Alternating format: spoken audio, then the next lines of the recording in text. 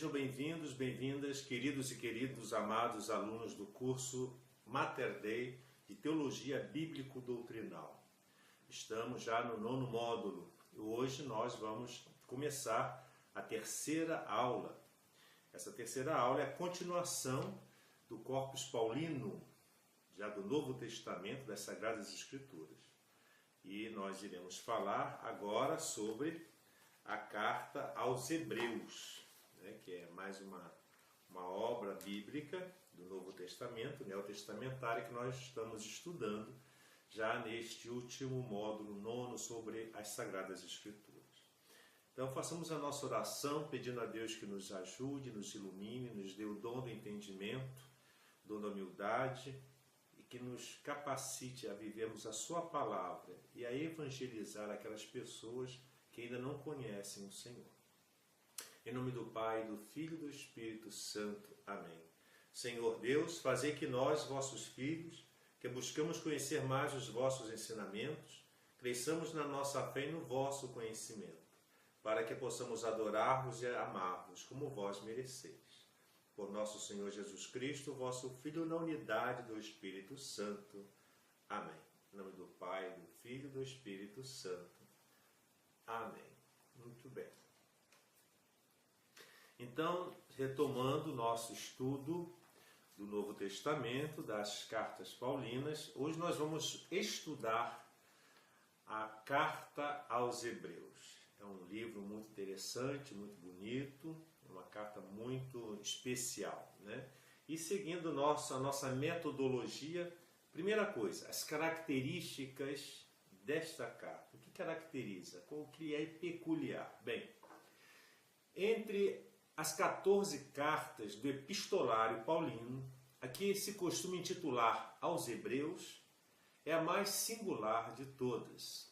Falta-lhe o habitual cabeçalho, Paulo apóstolo, tal como nós já vimos nas outras cartas paulinas. Tem um assunto, veja bem, e tom de carta somente. Ela só se apresenta como uma carta somente no último capítulo, que é o capítulo 13. No qual o remetente fala de si próprio em primeira pessoa, mas sem mencionar nome algum. No restante de toda essa obra, ora, apresenta desenvolvimento dialético como se fosse um tratado. Ora, o estilo oratório de uma homilia. Usa, ademais, uma linguagem e um estilo todo próprio, o mais aproximado do grego clássico entre os escritos do Novo Testamento. Também na tradição, esta carta seguiu um roteiro todo particular.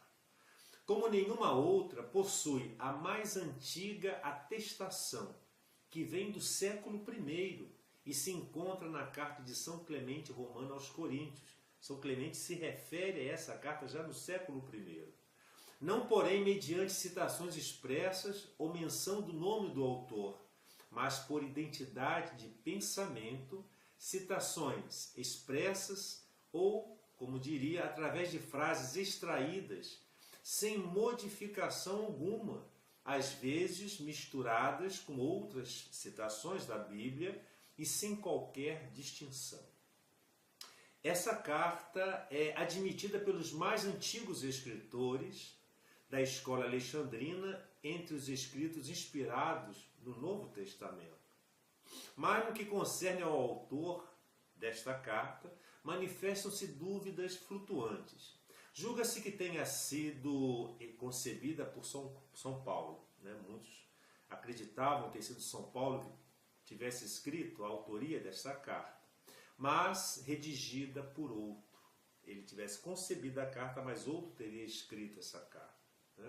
Como, por exemplo, São Lucas poderia ter escrito, ou até mesmo já citado Clemente Romano, ou ainda escrita por São Paulo em hebraico, ou talvez aramaico, haja sido depois traduzida por um especialista em grego. Isso quem faz essa elucubração, essa ilação é Eusébio, na História Eclesiástica. Orígenes, o maior escritor sobre a Bíblia da Idade Antiga, depois de expor os vários elementos e juízo sobre essa questão, concluiu: diz Orígenes. Para expressar o meu parecer, diria que os pensamentos desta carta são do apóstolo Paulo, mas quem redigiu, só Deus o sabe. Isso, né, está também em Eusébio, no último lugar citado por ele. Há muitas outras sombras na Igreja Latina. Dir-se-ia que depois do citado Clemente Romano, a presente epístola caiu no esquecimento.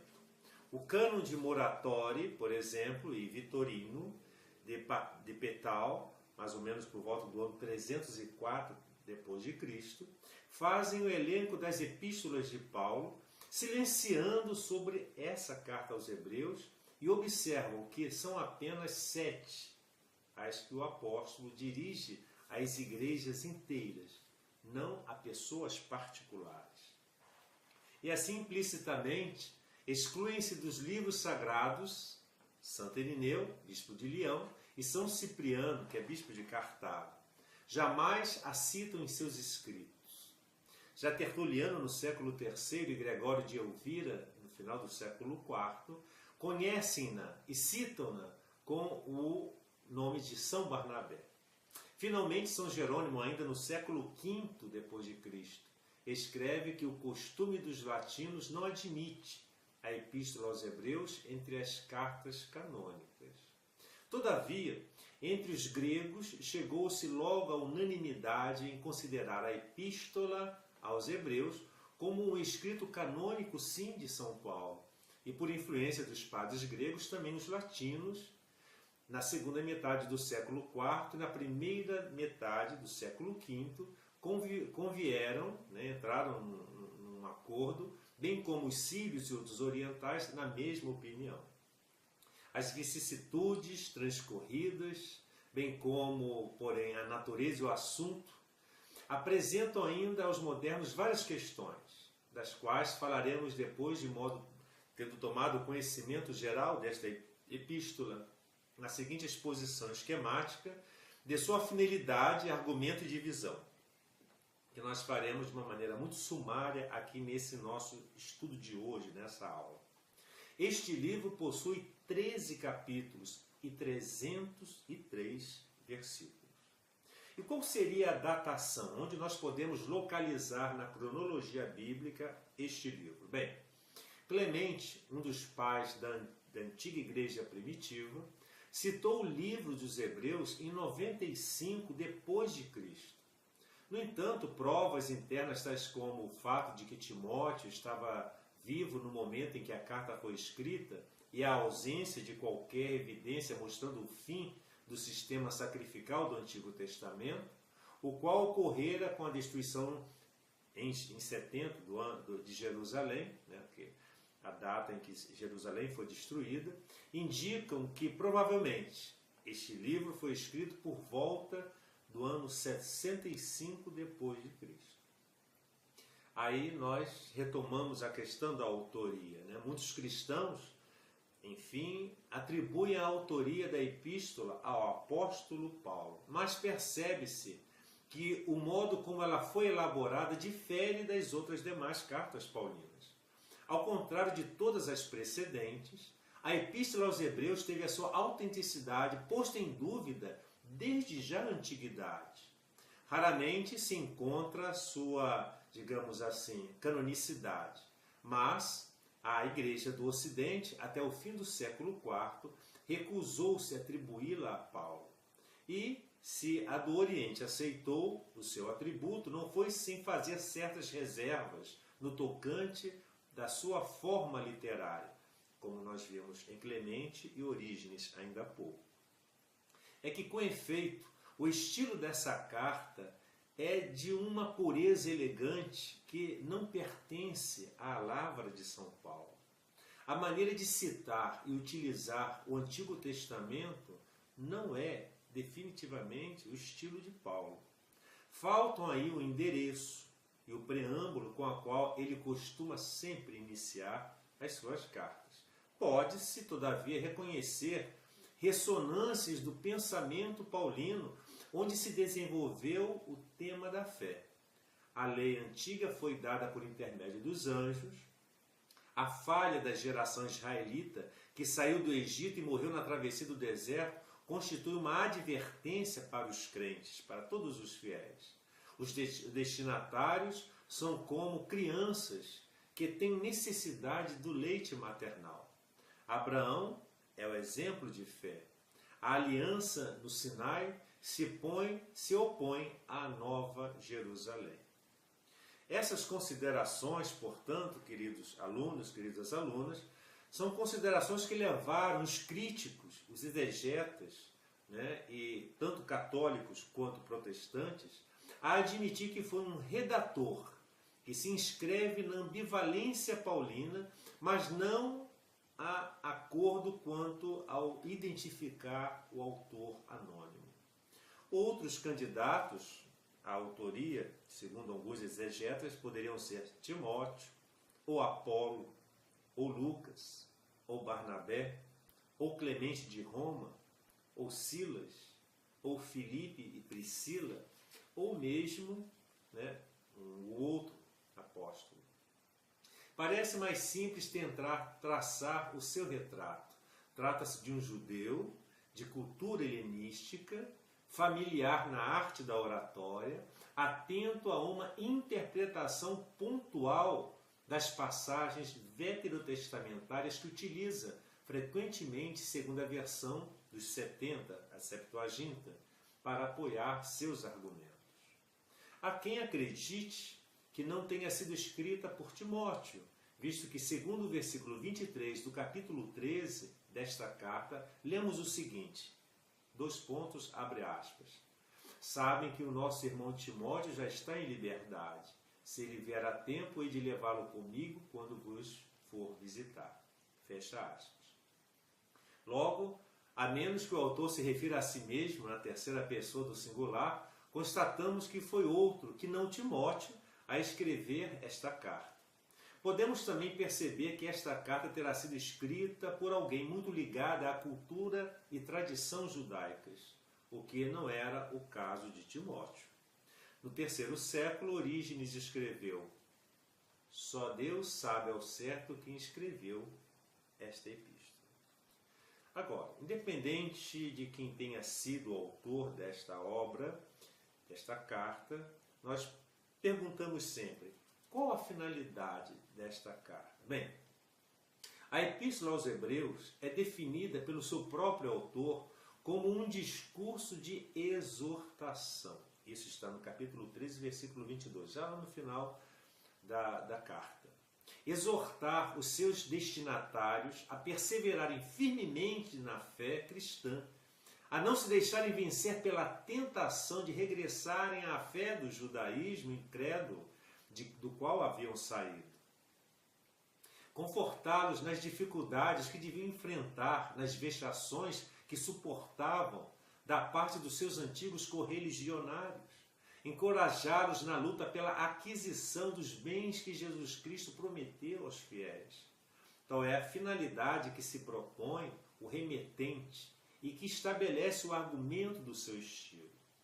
A fim de prosseguir o escopo a que se propôs, o autor apresenta aos leitores, na parte mais ampla e substancial da epístola, que é do capítulo 1, versículos 1 ao capítulo 10, versículo 18, um único tema grandioso, a excelência da religião cristã sobre a religião judaica. Um único, vejam bem, isso aqui é muito importante para que nós possamos entender isso daqui, muito importante, ele, nessa carta, ele fala o seguinte, demonstra essa grande excelência da religião cristã sobre a religião judaica sobre os seguintes pontos. O fundador desta religião, o sacerdócio, o rito sacrificial, isto é, a pessoa de Jesus Cristo, a sua dignidade sacerdotal e o seu sacerdócio. Dessa demonstração, ou em conexão com ela, inferem-se, na segunda parte, vários motivos complementares de perseverança na fé cristã. O último capítulo, que é o capítulo 13, contém recomendações de caráter particular. A doutrina dessa carta, como se vê, ela é cristocêntrica, isto é, gravita em torno da pessoa de Jesus Cristo e dela se irradia. Isso é muito importante. Está, além disso, totalmente fundada no Antigo Testamento, interpretado à luz da revelação cristã. Tem muita analogia com a doutrina de São Paulo.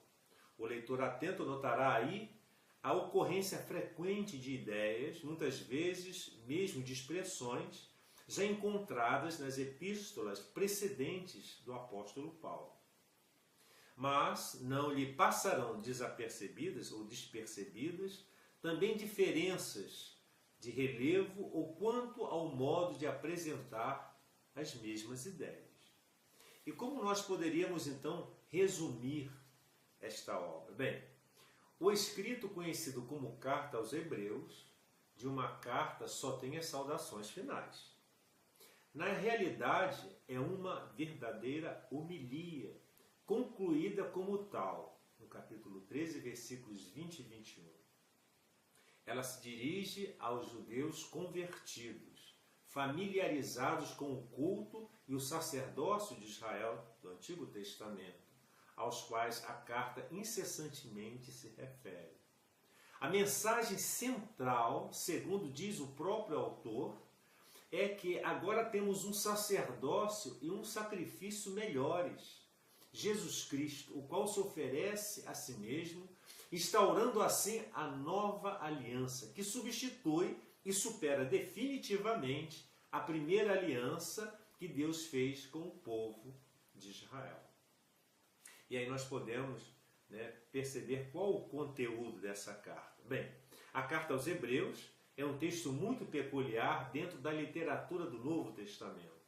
Salta aos olhos sua linguagem retórica, que no mais das vezes parece tentar convencer os destinatários a aderirem àquilo que é representado.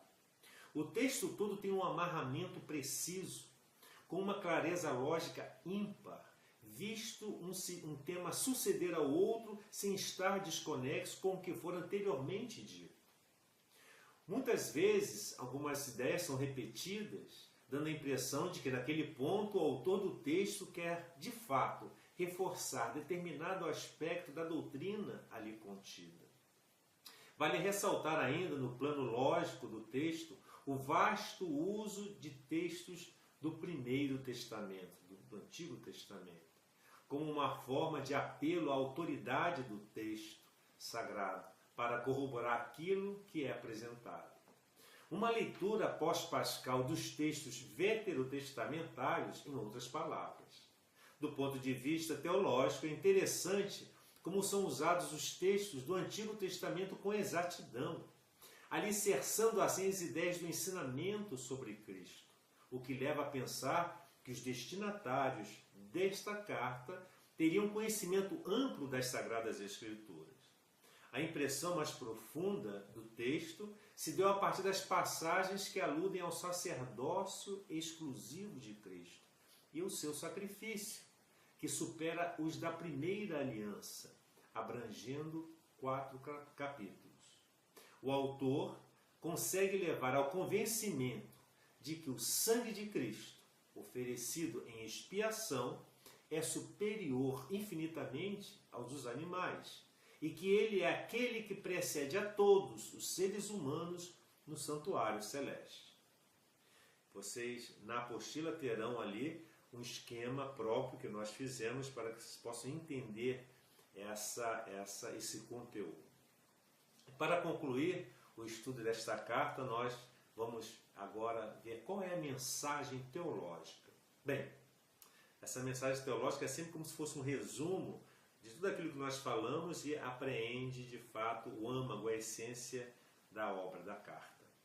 Bem, assim chamada Carta aos Hebreus é comumente atribuída a São Paulo. Entretanto, seu estilo não tem nada parecido com o de Paulo e até o século IV a Igreja do Ocidente recusou-se a atribuí-lo ao apóstolo.